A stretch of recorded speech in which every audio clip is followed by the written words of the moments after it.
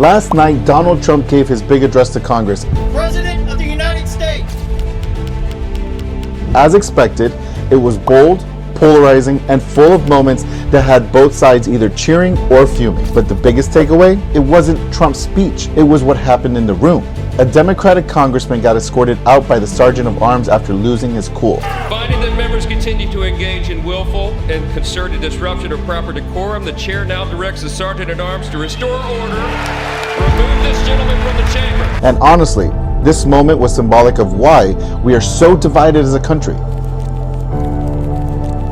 Let's talk about it. Trump walks in and the room is already split. You've got Republicans clapping like it's a championship game, and then you've got Democrats sitting there refusing to even acknowledge his presence. And look, I get it. Trump is a very polarizing figure.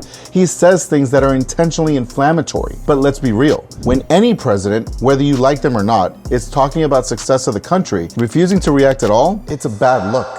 And once again, I look at the Democrats in front of me, and I realize there is absolutely nothing I can say to make them happy or to make them stand or smile or applaud. Nothing I can do.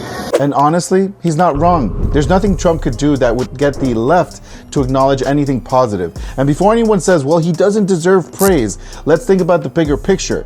This isn't about Trump. It's about our leaders refusing to work together because they hate the other team more than they love progress.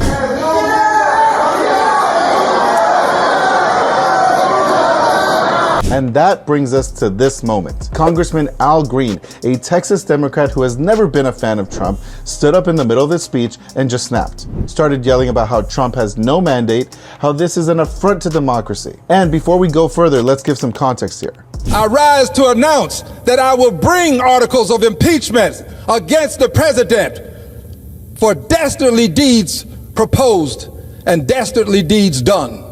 Al Green has been after Trump for years. He was one of the first Democrats to push for impeachment back in 2017, before there was even a real case for it. This wasn't just about last night. This was years of frustration boiling over. And look, I get that frustration, but here's the problem. Losing your cool doesn't help your argument. If anything, it just makes Trump look stronger. Speaker Mike Johnson was done with it. You could see it in his face. He motions for the sergeant of arms, and the next thing you know, Green is getting escorted out of the chamber.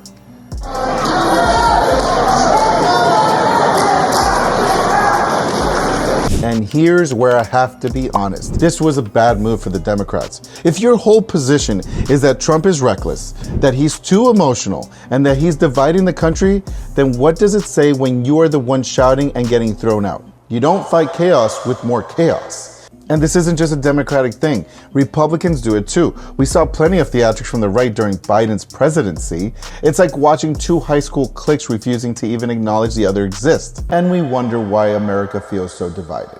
And of course, Trump doesn't even have to react. He just smirks, takes it in, and keeps going. He knows exactly what he's doing.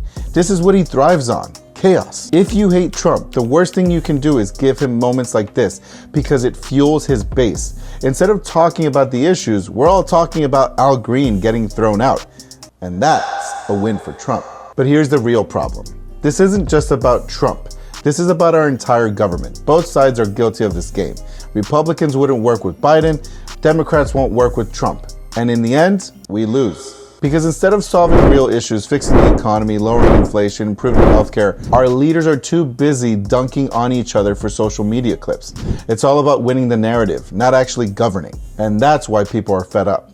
So here's where I stand. I don't care if you're Republican, a Democrat, or somewhere in between. What happened last night was just another example of why Americans feel disillusioned with politics. Trump is always going to be Trump. He's always going to push buttons, say controversial things, and make headlines. But if the other side keeps reacting exactly how he wants them to, nothing is ever going to change. We need leadership, not theatrics. We need solutions, not viral moments. But until we, as a country, start demanding better from our leaders, we're just going to keep getting the same political circus. And honestly, right now, this mess is exactly what we deserve. Now I want to hear from you. Was this justifiable outrage, a political stunt, or proof that we're stuck in an endless cycle of division? Drop a comment below, and if you want more breakdowns of pop culture, politics, and health, hit the button, subscribe, and turn on notifications. This is Danny Saltos, and I will catch you in the next one.